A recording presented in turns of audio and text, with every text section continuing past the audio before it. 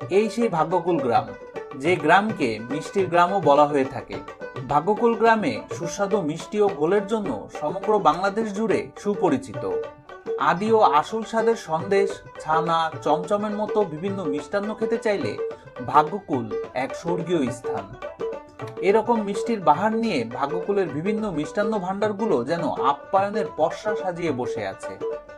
এদের মধ্যে গোবিন্দ মিষ্টান্ন ভাণ্ডার এবং চিত্তরঞ্জন মিষ্টান্ন ভাণ্ডার অতুলনীয় স্বাদের মিষ্টি ও ঘোলের জন্য সবচেয়ে প্রসিদ্ধ। আমরা আসছি মোহাম্মদপুর থেকে। মোহাম্মদপুর থেকে? আচ্ছা, এত দূর আসছেন? না, উদ্দেশ্য হচ্ছে নাকি মূলত আমরা পদ্মা ব্রিজটা দেখার জন্য এসেছি, ওইটাই উদ্দেশ্য ছিল। সো ওটা ভিজিট করে দেন ক্ষুধা লাগছে, দুপুরে লাঞ্চটা করবো, চিন্তা করলাম বাবুগুলো বাজারে এসে লাঞ্চ করি, এখানে হোটেলের অবস্থা ভালো না, চিন্তা করলাম মিষ্টি খেয়ে যাই, এই জন্য এখানে বসা। তো এই মিষ্টির সম্পর্কে আপনি কতটুকু জানেন? নাম করা বিখ্যাত, আমরা যতটুকু জানি যে ভাগ্যকুল মিষ্টান্ন ভাণ্ডার মিষ্টি কিন্তু বেশ সুনাম অর্জন করেছে সারা দেশে, আর স্পেশালি ঘোলের তো অনেক নাম ডাক। তো আমরা ঘোলটা সেই সাথে ছানা আর কালো জামটা ট্রাই করছি, যেহেতু এগুলো আমাদের পছন্দ এই জন্য আমরা এগুলো অর্ডার করেছি। অ্যাজ ইউজুয়াল ভাই যেটা বললো, আর স্পেশালি ঘোল যেটা, এটার কথা বলা লাগবে না, সবাই জানি আমরা কম বেশি।